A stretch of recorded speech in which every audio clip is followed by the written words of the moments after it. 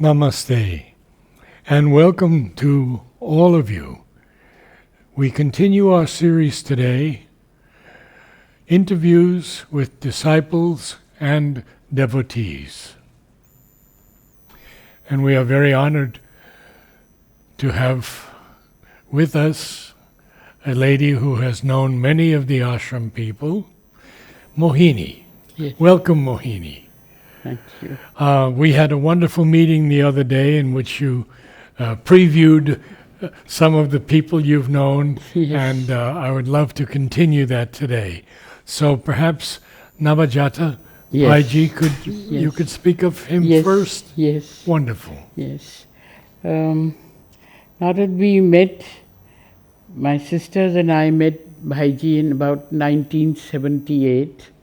First, he sent me a blessing packet of mothers, and that was my first contact, and it was so spontaneous, the feeling I got after holding it in my hand, that there was no question that who she was or what she was. It was just so beautiful.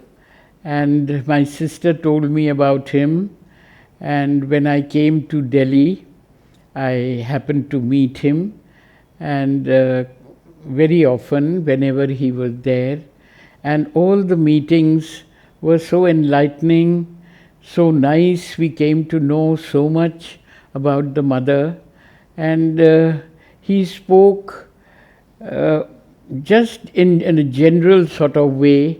I remember an incident when we were sitting with him, and my sister, who was in the travel world, he was asking her to make note of some arrangement for his travel to 3 places, when the plane would go and when it would come back, because he wanted to visit these places.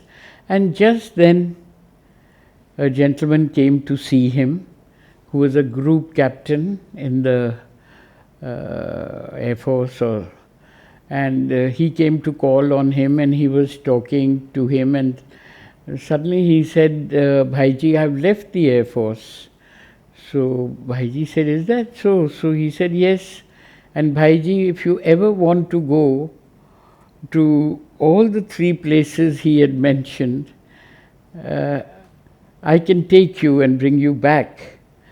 So we were so startled by this, because Bhaiji had mentioned that mother took care of everything, And as soon as he left, we said, Bhaiji, you just wanted to go everywhere, and mother's arranged it so beautifully for you. So he put his finger to his lips and he said, we don't talk about these things, because there are so many things present who can interfere in this. So better to remain silent. So it was such a new way of looking at something, and there were so many instances. I remember my son, who was in school, was diagnosed with a very bad liver, and the doctor at the medical institute was really alarmed because his blood count was 6 or something. So he asked my husband, is your son on drugs or something? He said, no sir, he is not on drugs, but he's had hepatitis and jaundice in boarding, so maybe that has affected his liver. So he said, well, this liver will have to be operated on, and liver tends to grow by itself. So this is done only in London. You will have to go to England for this. So we were naturally very alarmed, and Bhaiji happened to come the next day to Delhi, and I took my son to him, and I said, Bhaiji, this is what they are saying. I really don't know, because taking him abroad is so expensive, and God knows what the result will be. So he said, all right, you sit in the other room, I'll spend 5 minutes with your son. So I went into the other room, and Bhaiji was with him for 10 minutes or so. And then Bhaiji told me, don't worry about your son. He'll be perfectly well, and one day he will be a very big man. And which really became true, because he did become somebody important. And then when my son came out, I asked him, what did Bhaiji tell you? What did he ask you? He said that he asked me, which God do you believe in? So I told him, I believe in Ram, Bhagwan. So he said, if I give you a small jap, a mantra, will you say it? So he said, yes, Bhaiji, I will definitely say it. So he said, from today, you say it every day. And that was the end of it. Then after 2 weeks, the doctor had called my son to the hospital again to check up, because he'd given him some medication, some mild something for the liver. And then he couldn't believe when the result was. He said his liver is fine.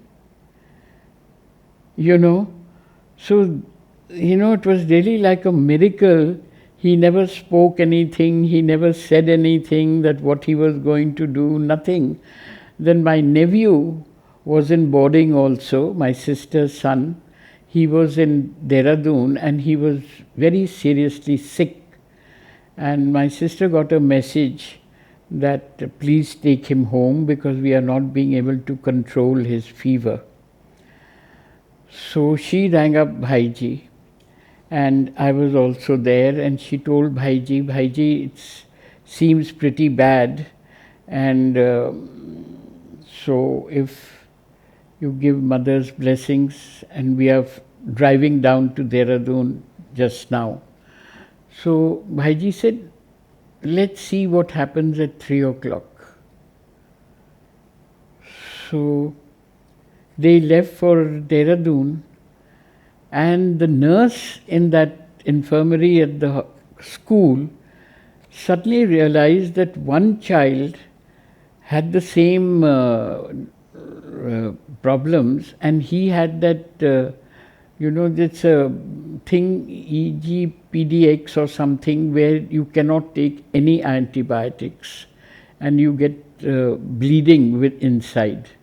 So she said, this looks like that boy's problem, So she suddenly stopped the antibiotic. And my nephew was brought back to Delhi, and we had made all the arrangements at the medical institute for a blood transfusion. And within a few hours, he was all right.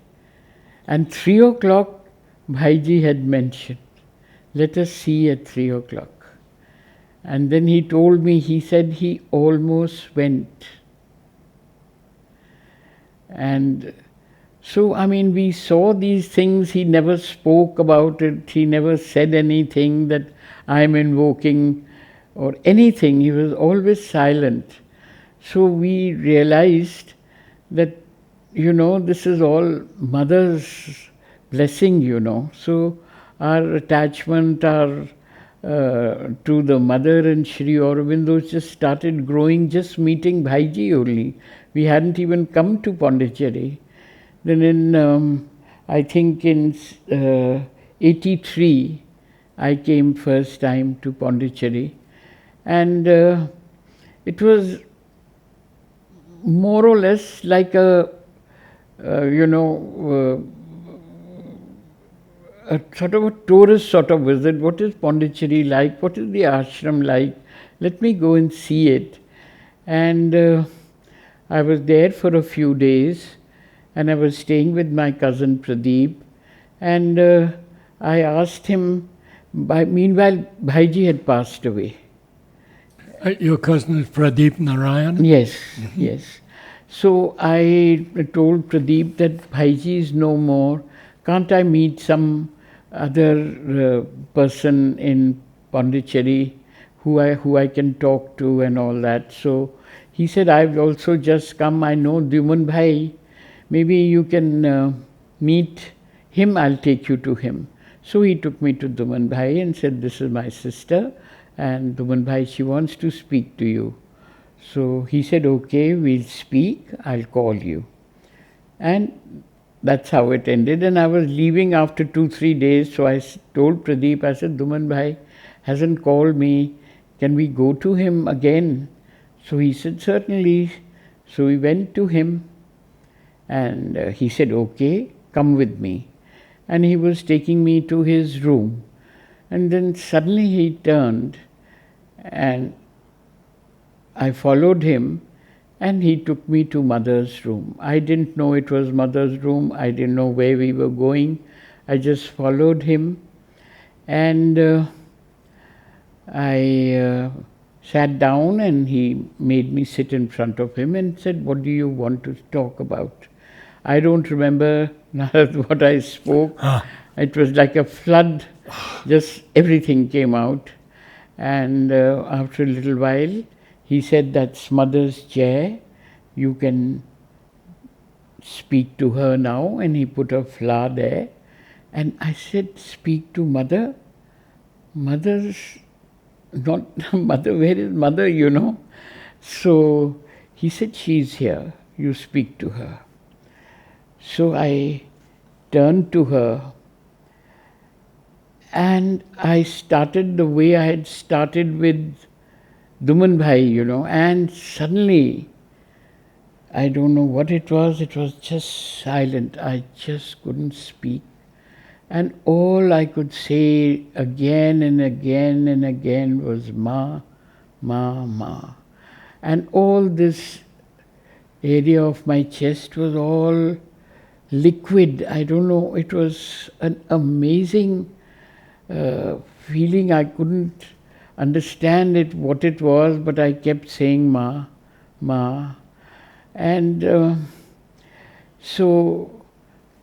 and then I stopped, and Duman Bhai told me, now it's all right, you come with me. So I turned to him, and we walked down. We came, and he asked me my name, and he said, will you write to me? I said, yes, of course. He told me his name and address and everything. I said, I'll write to you. But I couldn't speak of what I had experienced. So we said goodbye, and he said, you must write to me. So I went back to Delhi, and I wrote this whole experience to him.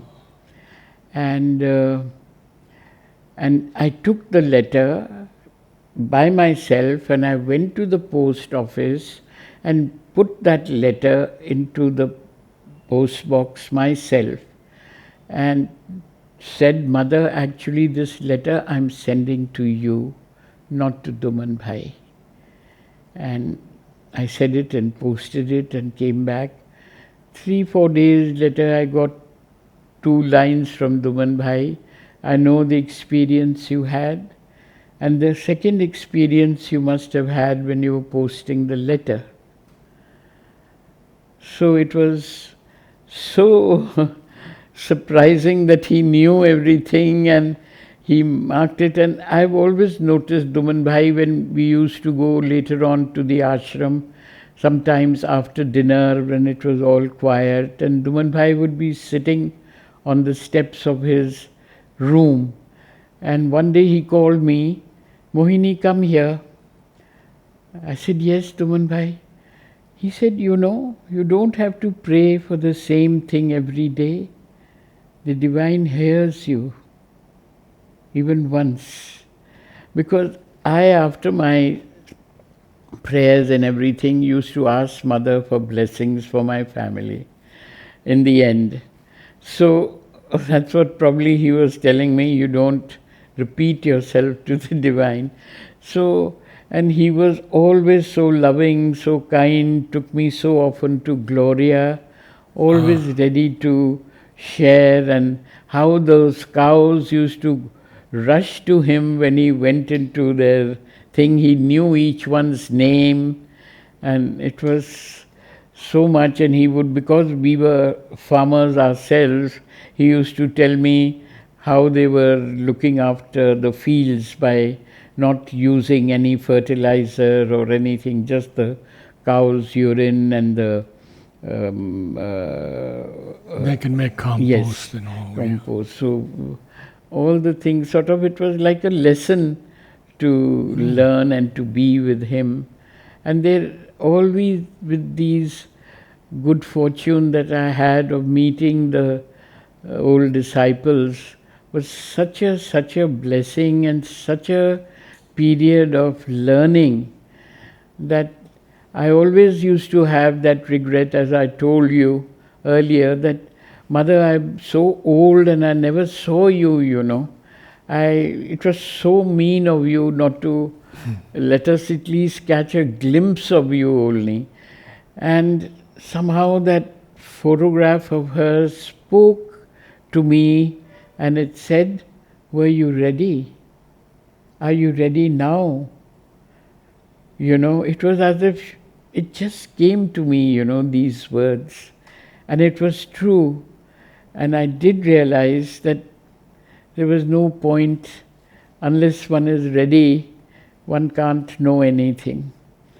And then in the first meeting, when I was in Shri Aurobindo's room with other ladies, it was not so strict that time. They were doing flowers, some of Bhaiji's sisters.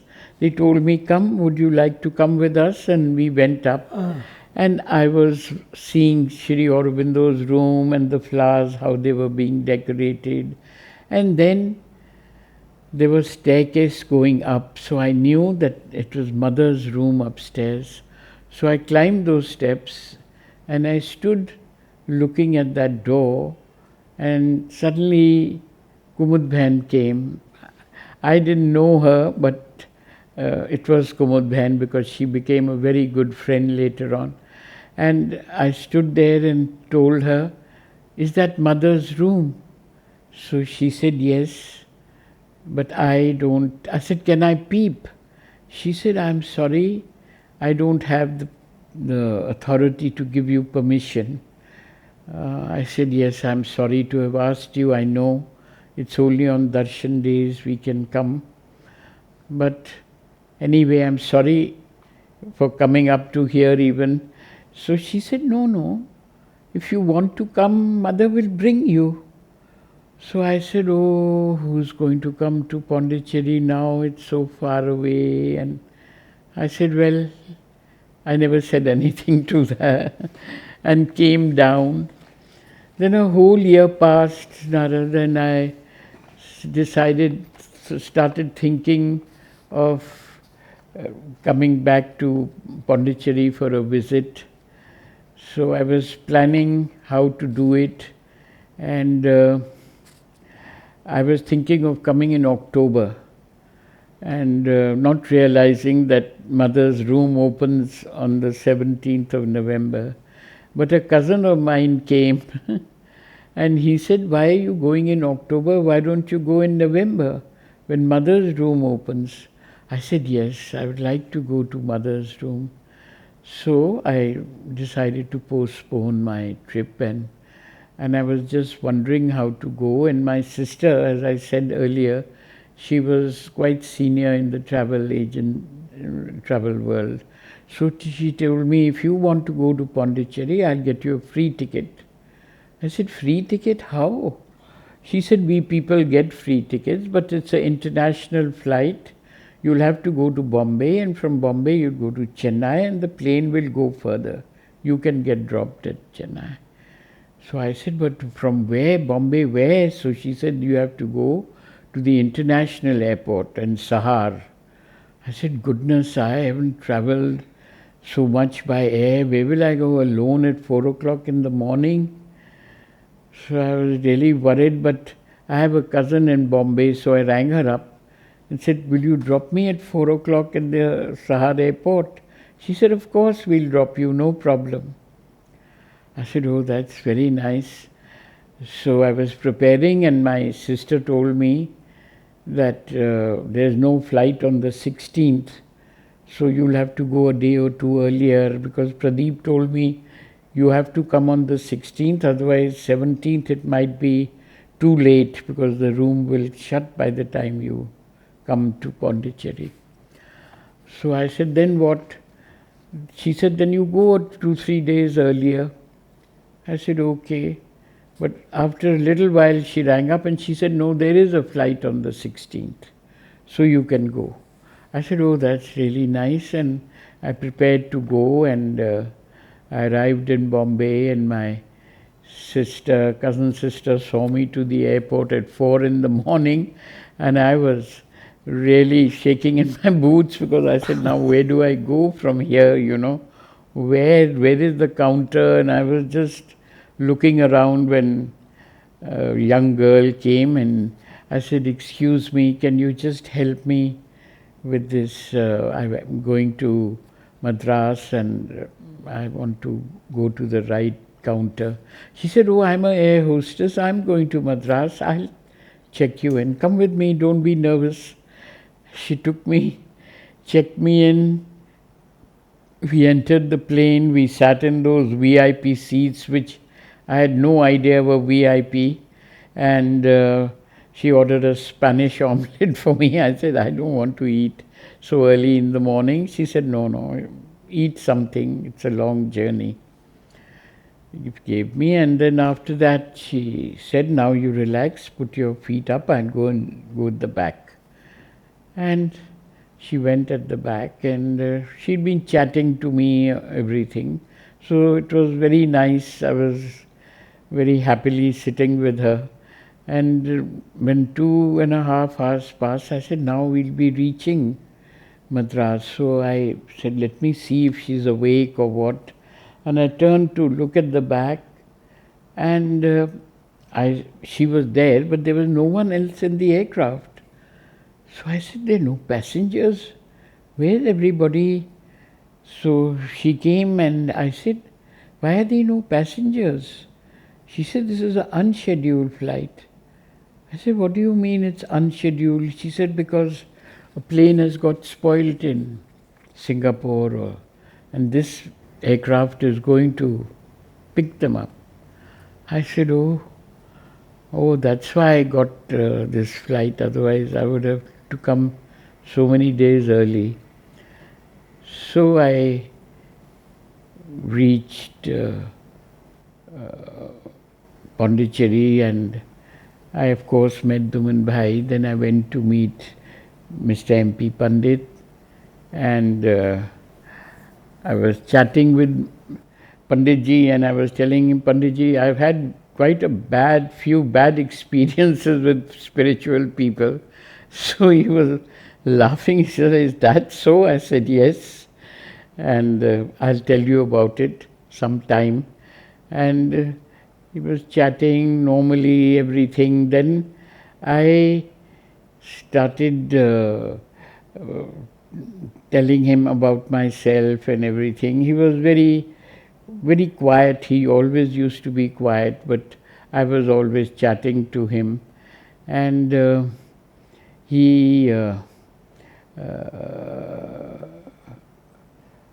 I was sitting with him one day, and one of my friends had told me that there is a gentleman who goes to Pondicherry regularly, so you take my name and you go with him from Madras. But I hadn't rung him up. But that day I happened to be sitting with Panditji, and a young boy came, and he said this gentleman, Mr. Kelavkar, wanted an appointment with him. So this was the name my friend had given, Kelavkar. So I called that boy. I said, is this Mr. Kelavkar from Madras? He said, yes. I said, could you ask him to telephone me? And I wrote Pradeep's number on a piece of paper.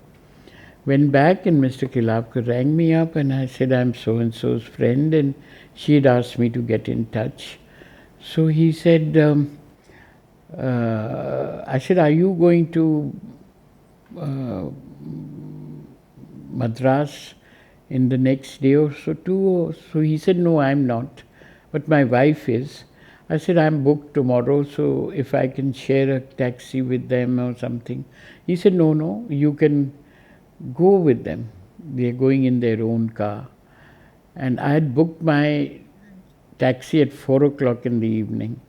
And I said, it depends what time they are leaving because I have to catch an international flight.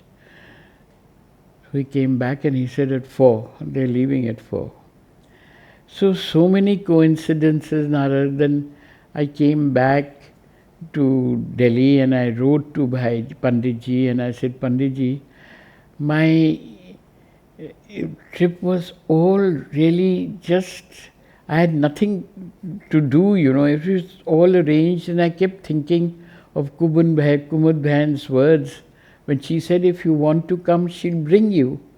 I said, she really brought me, I did nothing, I got the free ticket, I got everything, the whole thing was laid out, even that car which was leaving at 4. Is this all a coincidence? I asked Panditji. And he said, no, there is no coincidence. It is just Mother's grace. And you must think of it as that. And they were just so many things, Panditji really placed Mother and Shri Aurobindo in my heart forever. And he never taught you by saying, do this, do that. He always knew how to let me know something which was right and not right or whatever. I just, somehow his guidance was so, in such a general way. I remember in the earlier times when I never knew what he was actually. I just thought he's a spiritual person. I didn't know the depth of his knowledge or anything. So I used to talk to him just one-to-one, Panditji, this, about politics, about life, and he would just silently listen to me, hardly a word or sentence here or there. He had given me half an hour every day to come to him at 11 o'clock.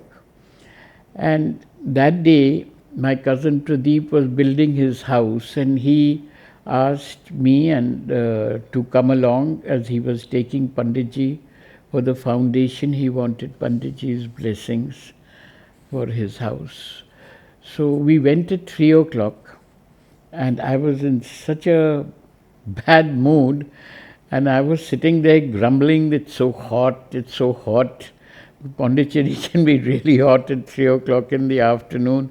Why has he chosen this time to bring us, And nobody is going to give me a cup of tea. Spiritual people don't do all this, And I'm sitting and grumbling, and Panditji is with Pradeep where the foundation was being laid. After a few minutes, they came back and we came to Panditji's house. And Panditji told me, won't you get down, Mohini, and have a cup of tea with us? Narad, I could have died of... I felt so small. I said, my God, look at the way I'm thinking and how gracious. He doesn't have tea at this time, I know. And I said, no, Panditji, it's perfectly all right. So he said, no, come and have a hot cup of tea. So Sadhana brought a cup of tea for me. I had it really feeling terrible that I could think so in such a way about these great souls, And did you meet Shraddhalu? Yes, I've seen him grow up. How up. big was he when you met him? Oh, he was, I think, 10, 12 years old. I see. Yes, we used to give everyone a toffee on his birthday to anyone who was sitting there. So then then after the tea, Panditji told me, come, I'll reach you to the office. So I looked a little, I said, Panditji, I'm all right. You don't go to the ashram at this time. I'm all right. Come, I'll take you. I was actually feeling so much remorse for my horrible thoughts, earlier, that I quietly followed him. And you won't believe it, Narad, within a few minutes, 10 minutes, I think 5, 7 minutes, all that remorse and all was forgotten, and suddenly I started feeling very special. I said, Panditji is taking me to the ashram. Panditji must be thinking I'm so special. And just before reaching the ashram gate, he stopped and he said, you carry on, I'll just join you. So I looked around, are there somebody near him or anything? There was nobody, he just stopped. And I went into the office and I started thinking that how quickly that remorse, everything is gone, and I'm suddenly feeling so elated. How one's thoughts switch so quickly from one thing to another. And I must be conscious. I'm so unconscious. I forgot everything in those few minutes, and I was, imagining myself so special, and really, it was a lesson. And he taught it so quietly without saying a word. And then he came in after 2 minutes and, I leave now? I said, yes, Panditji. And I never spoke to him about it. He never spoke about it. But it is something which made me learn to be conscious of my thoughts, to put a break on something which was not nice or which was not necessary to think like that. So how nicely, without saying a word, he taught so much. And then also, one day I was sitting with him and I said, I've got a cold coming on, Panditji. So he said, really? I treat a cold, cure a cold in 5 minutes. So I said, well, you can, but where am I, poor mortal like me. And so, but when I went to my room, I started thinking, why did Panditji say that? He's he'll never boast. Why will he say a thing? It's something for me to think about. Maybe he wanted me to do something about it. So I sat down and I started meditating, and I started letting the force or whatever I was feeling go to my nose and my throat, and I did it for 10 minutes, and suddenly everything cleared. Now I knew that it was not my force or anything that cured me, but it made me realize that it can be done. He put that for me, and he did it for me to show me that it can be done. And so, consequently, I have used that for myself, the healing process. In some ways I'm quite successful, sometimes I'm not. But it was something that he taught me. And there are so many things like this, He taught so many things. Didn't you tell me once that he took you to Mother's room? Yes. Could you talk about that? Yes, one day I was sitting in the office. I used to come at 9 and he used to leave at 9:05. He used to go home. I used to wish him and he used to leave. And that day he told me, come with me. And he took me to Mother's room. And he was telling me, this is Mother's chair, this is where we met Mother, this is we used to enter from here. And he was giving me all this, and suddenly I find this tremendous force descending over my head. It was so powerful, I couldn't keep my eyes open. I was in a trance. I was going behind Panditji, and he took me to the end of the room and he turned and he came down. And I went and sat down and he left. He never said anything to me. I didn't say anything to him. But this continued, it was so powerful, so powerful. And his sister was there. And I said, Akka, I don't know what's happening to me. She said, we all felt like that when we met the mother. I said, I didn't know what to make of it. I just kept quiet, and I kept sitting there for over an hour quietly. And my friends came to tell me we are going with Duman Bhai to Gloria. I just told them no.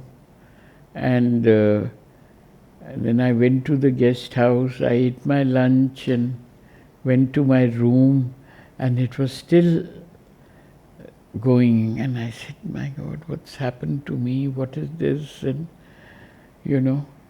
and then I fell asleep. I slept for 2 hours. I'd never sleep in the afternoon, and I just slept.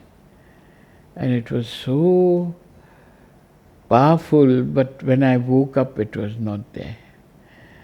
And then another time, I didn't tell you this yesterday, Panditji was going to Calcutta. And for a week or 10 days or something. And I used to telephone him and speak to him if I had a question or a problem, or if I was reading something and I didn't understand. I would telephone him. So I said, Panditji, I'm really going to miss you. I won't be able to be in contact with you because you'll be busy there. He said, yes, I'll be very busy. So, and he left. And one day, Narad, I was sleeping in the afternoon, which I normally don't do, I don't know, I just dozed off. And I felt I was out of my body, and I was right in the sky. And there were all clouds, and I was just floating towards Panditji, who was standing there. And I said, Panditji, you've come, and I grasped both his hands. And he just smiled, and then I realized what I was doing, clutching his hand, so I just left, and I just folded my hands, and he just moved away. And when he came back from Calcutta, I rang him up. I said, Panditji, I had a dream. It was real. You were there, It was not a dream. So he said something like that. Dismissed it. So his teaching was so always subtle. He never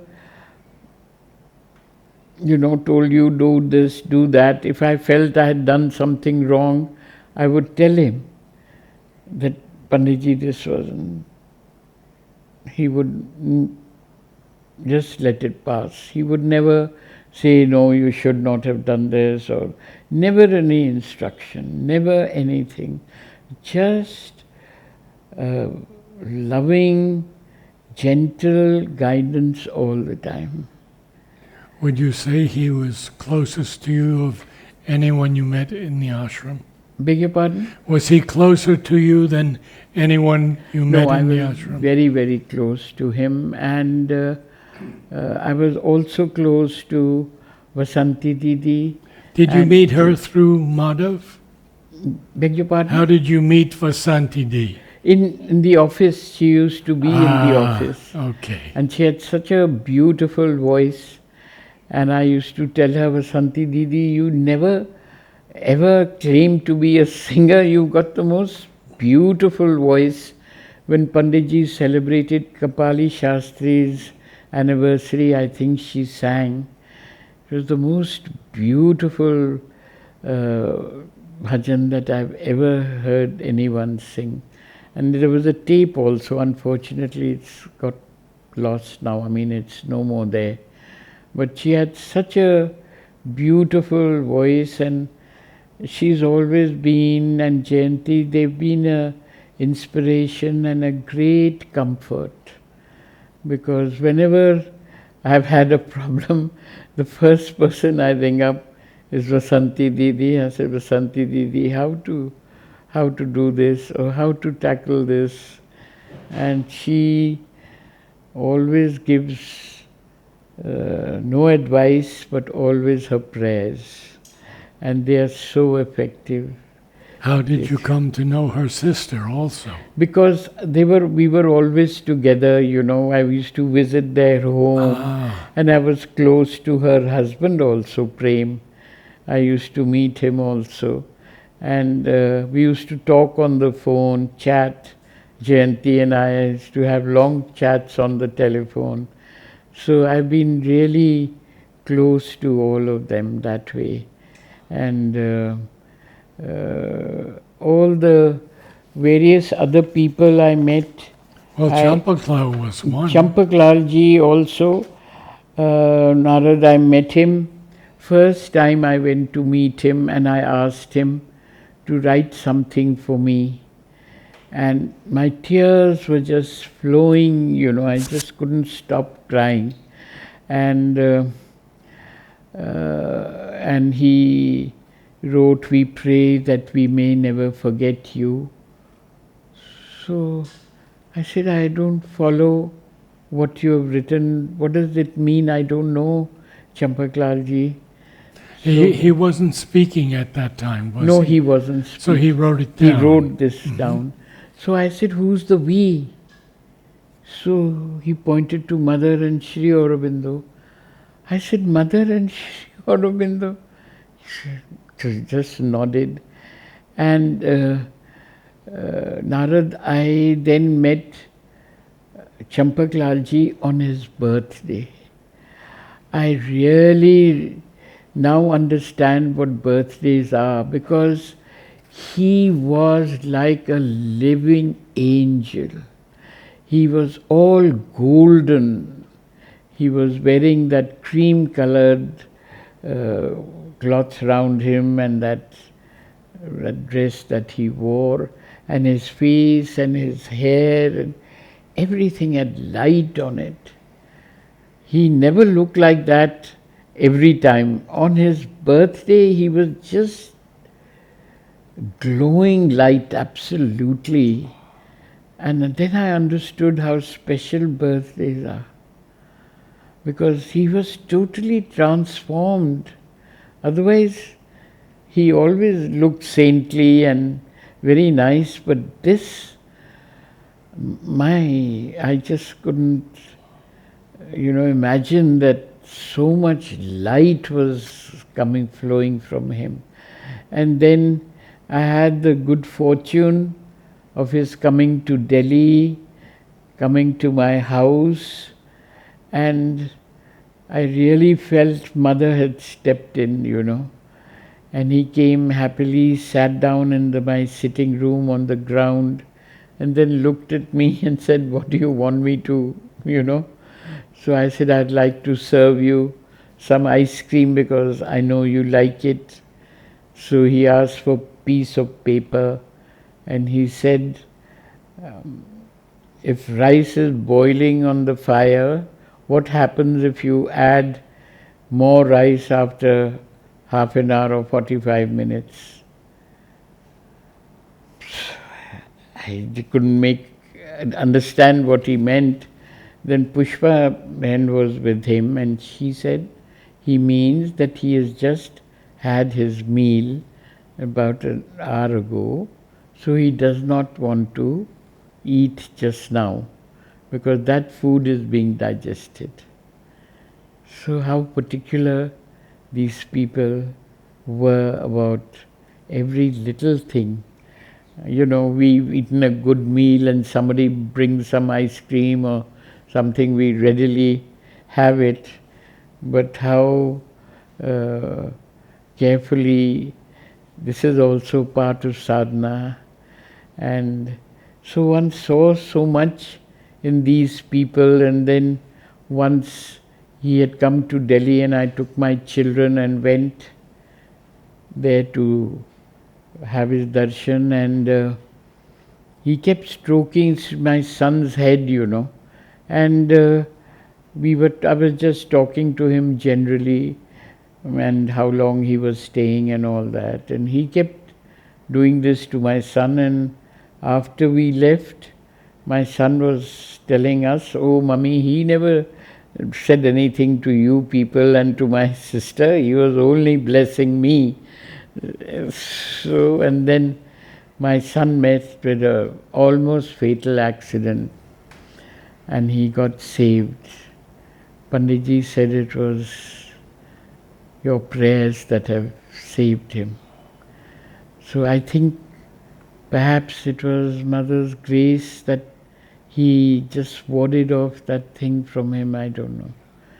So all these people work so silently about these things that one never knows. You did mention that you had a brief meeting with Narad. Yes, it was a very brief meeting because he looked stern all the time, and I could never pick up enough courage to go and talk to him.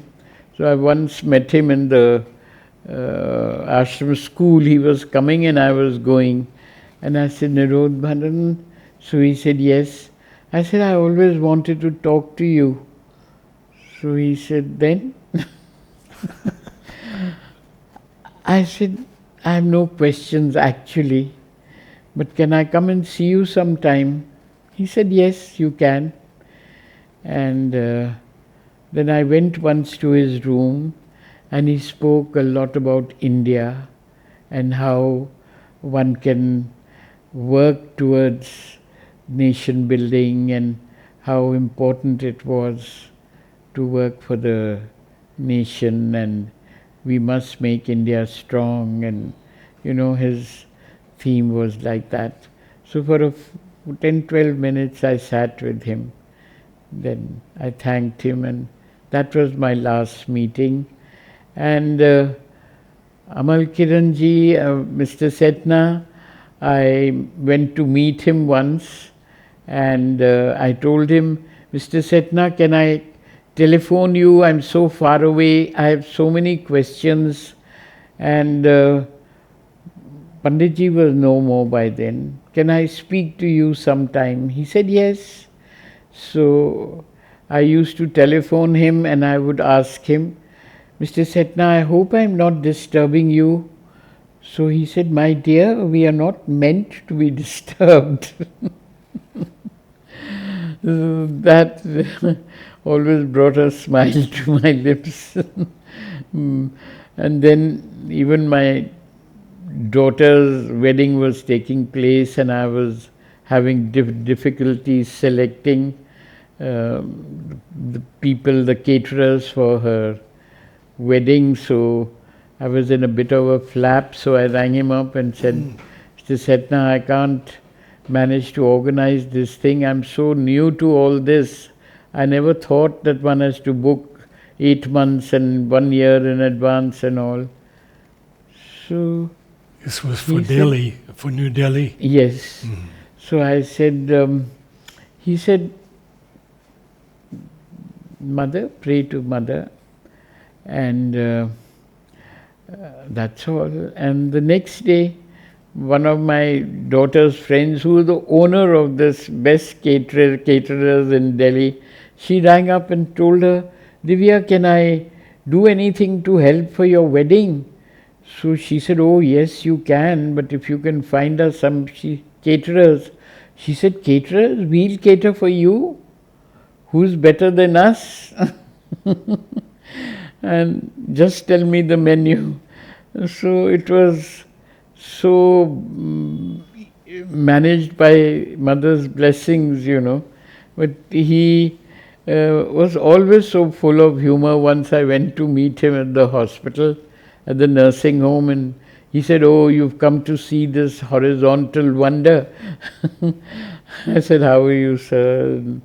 And so he said, "I'm doing okay, and always so cheerful in spite of everything, and so caring and nice always."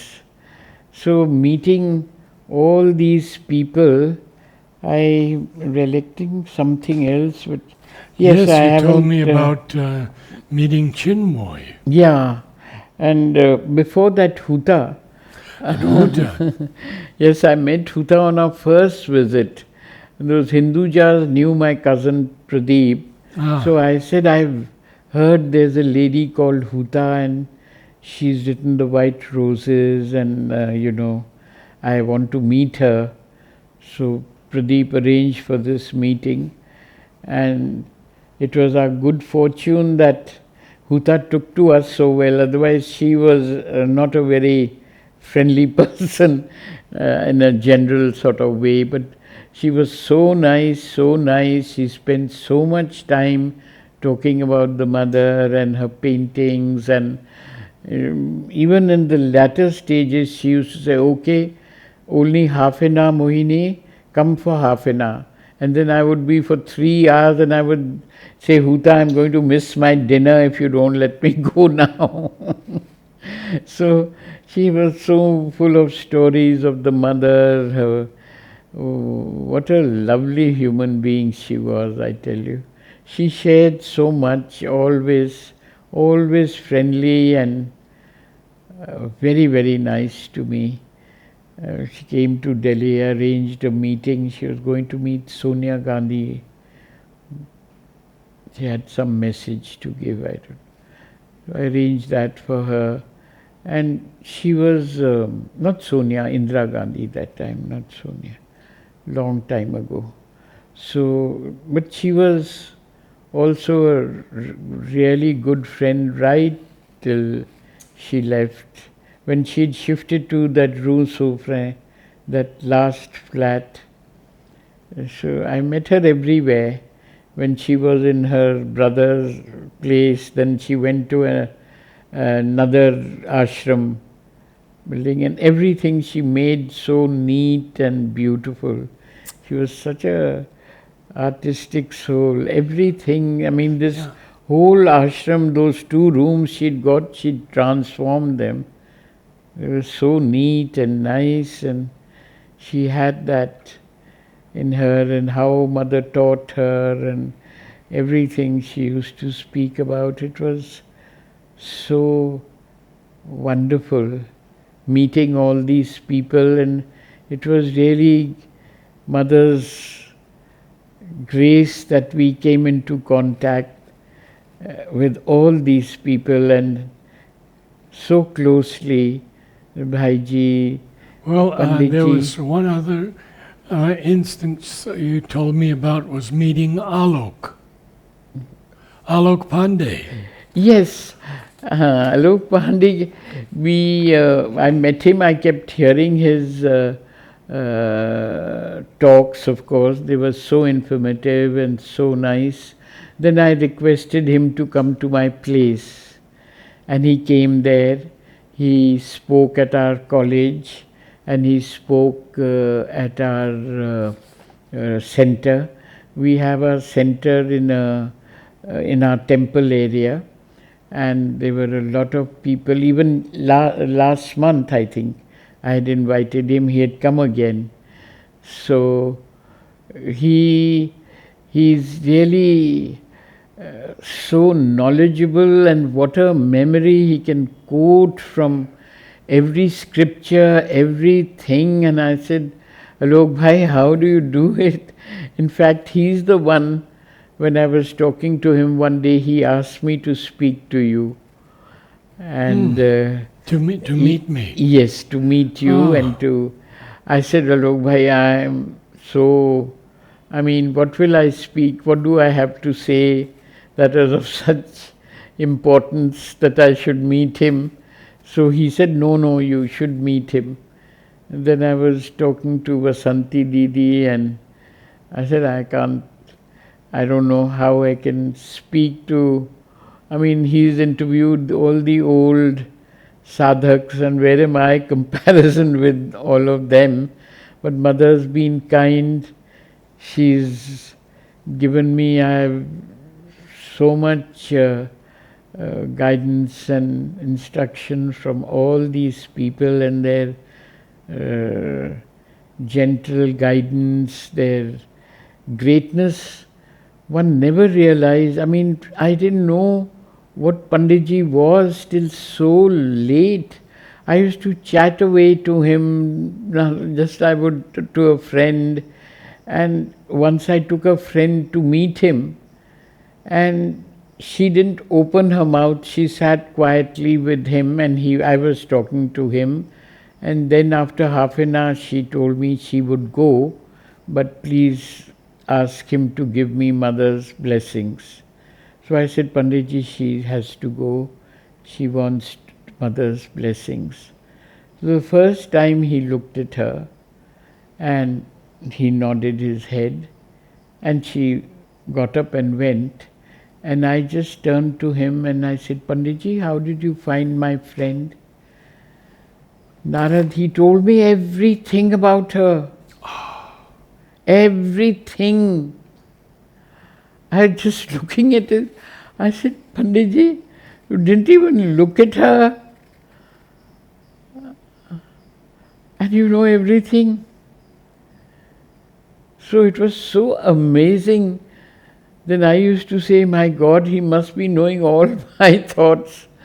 Anyway, I wanted to be myself, whatever. He knew me better than I knew myself, perhaps. So one never pretended to be anything more than what one was with him, you know.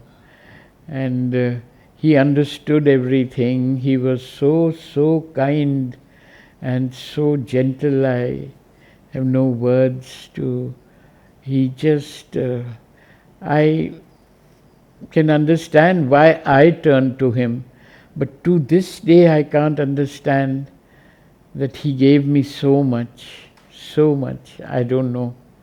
Mohini, you had mentioned that you built a center or a temple. Yes. Could you talk about that? Yes, I've started a center. I started it in 1992. Panditji told me that you must start a center. So I said, Panditji, this is all a Hindi speaking area, and my Hindi is not so good. I can't speak in Hindi, but you know, in yoga there are so many words like supramental consciousness and you know, all these words I don't know, you know. So he said, you will learn, and you must start it. So I've started it, and I was to prepare short talks on how mother had guided, about small things, how to work, how to, try and bring about perfection in whatever you do. And, simple things like that I used to prepare. And then I used to talk to the people. So that center has got about 32 members who come there when they don't come in a regular manner, because most of them are professors, teachers, so they've got these examinations going on all round the year, so they are on duty here, but they come. I get the magazine every month, and then I've been calling people from outside, like Alok Bhai came, then there was one or two gentlemen, even Shradhalu had addressed them once, and there was another doctor from Sultanpur. He speaks very well in Hindi, so I had invited him. So I try and get people who are following this Mother and Shri Aurobindo's yoga and who can speak well. Now, who can be better than Alok Bhai? You know, he comes down to the level of the audience. This time he spoke on Sanatan Dharma because it's the topic of the day, I think. Yeah. And it was very well received. There were about 260 people. And the college, he spoke in a different, lighter tone about how you can remember God and all that. And so, seeing the audience, I think he can very well decide. So it was a real blessing to have him to come there, but he did find the time, and I'm so grateful. You mentioned one other person, Yes. and I think that was Chinmoy. Yes, that was a memorable meeting. When my husband had been sent to the UN for 3 months, so I went there for a month. And one day the ambassador's wife invited the wives of the members of parliament to her house for tea. And she had these young American girls all wearing saris and showing the significance of flowers and their names, and somehow it was seeming a little familiar, what they were talking. So I said, "Who is your guru?" So they said, "Shri Chinmoy." So I said, I didn't know who he was. So I said, "Where is he from?" They said, "From India." I said, "Oh, really?" She said, "Would you like to meet him?" I said, "I would, but I have a book with me, and I would like you to give it to him and ask him what he thinks of it." And the book I had was The Mother. So I gave her the book. I said, "Speak to your guru about this book. Does he know who she is?" And so next day she came and she said, "Shri Chinmoy wants you and your husband to come and have dinner, and he will have a program of music. He plays a lot of instruments." And I said, "He knows?" He said, "Yes, he knows." So we went, and he was so nice. So he played, I don't know how many instruments first, and then he came down, talked to my husband and me, gave us little mementos with some writing of his in it, and sent us for dinner with his disciples. And I said, "You've been to Pondicherry?" He nodded. I said, "Did you know Huta?" So he said, "Yes. I used to take her letters to the mother, mother's letters to her, and she used to make me sit on the staircase for hours. But I had a lot of beautiful experiences when I was waiting." I said, "Really?" So he said, "Yes." And he was very, very, very, very kind. Then I went to his talks. He was giving in the UN, in the building, about meditation and all. But when he used to come to the UN building inside, he used to keep his eyes half closed. He didn't keep them open. It was like that. I thought it a bit strange, but I never asked him anything. I asked him that I did ask him a question, but I can't remember what it was. And he gave a very nice reply. He was very gentle, soft-spoken, and a great runner. He used to do these long runs. It came out in the papers also. He did this. Very strong, he could lift people. Yes, yes. But he looked very gentle. He was very gentle, soft-spoken. And it was a very nice, memorable evening we spent with him. And then I came back, and then Panditji said, "We all know him, he's grown up here."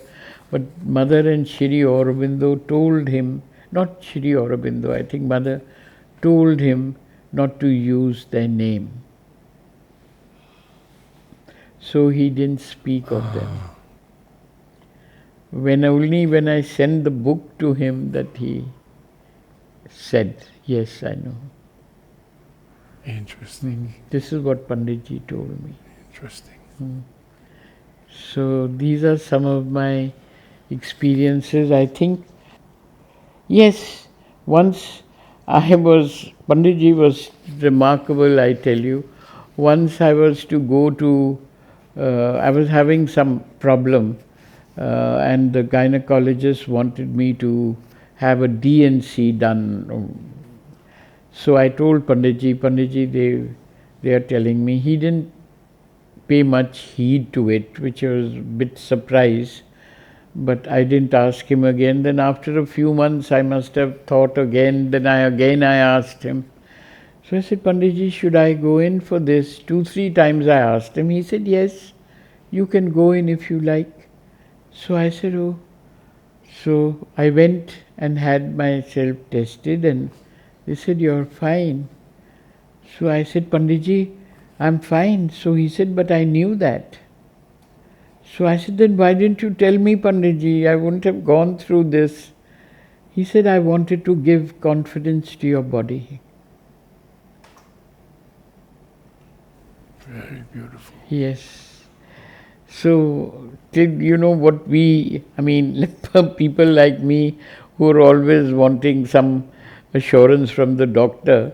And once I went and had a D&C done, and this doctor told me, you have something in your uterus, and you'll have to have it examined properly and all that. So I rang up Panditji. I said, Panditji, this gentleman is saying this. He said, you're perfectly all right. Will you please go back to Padrona? Don't worry about all this. And you won't believe it, after 2 years, I had another D&C done, and I took this old one. And this doctor who saw the previous one, he said, this man who has done your ultrasound is not qualified to do an ultrasound. This is all wrong. But Panditji told me without looking at it. Yeah. And I said, my God, my teacher had told me this, you know. So he said, who's your teacher? I said, he's from Pondicherry Ashram. This doctor asked me, who's your teacher? When he told me this whole thing is wrong, please go back, don't worry about it. Then how kind Panditji was. There was one sadhak, he was he was a devotee. He used to come to Padrona, to Pondicherry from Delhi, and he'd asked for some work, so Panditji had him engaged in one of the guest houses. And that gentleman, every evening when the payment of the labor had to be given, would disappear and say, Panditji's called me. I kept hearing this, and naturally the people looking after the guest house were not pleased with his attitude. They used to say, I don't know why Panditji calls him. I said, Panditji won't call anyone. What do you mean Panditji won't call anyone. So, but I didn't want to complain about him. I just kept quiet. This went on for many days. Then I told Panditji's sister, I said, I'm really irritated with this man. Why he talks like this? Why Panditji call him? Tell me. When it is time of his work, why will Panditji call him? But I don't want to say anything, Akar. So she must have told Panditji. So one day Panditji called me. He said, what is this about this gentleman? I said, Panditji, I don't want to complain, but he goes on talking like this, and I don't like people saying that Panditji calls him, but I don't like it, them being critical of you. For what? So he said, but I never call him. So I said, and just when we'd finished talking, this gentleman arrived. Oh. And he sat next to Panditji and he talked, and Panditji was silent. I don't know what he talked, I couldn't hear, I was sitting the other chair. Then he went away, and I turned to Panditji. I said, Panditji, one never knows what you think of one. So he looked at me a bit surprised. Why are you saying that? I said, you didn't like what this man is doing, but you never said anything to him. You were so gentle. So he said, but he has no confidence. If I am at all critical, he will lose whatever confidence he has. So I didn't say anything to me. He said he wanted to go to Delhi for a little while, so I encouraged him to go and have a change. So, but he looked so shocked at me when I said, Panditji, one doesn't know. You never let on. You didn't like his thing, but you never said anything to him. So perhaps you don't pull up anyone. So he said, no. He just laughed and kept quiet. So his way of teaching was so gentle, Yes.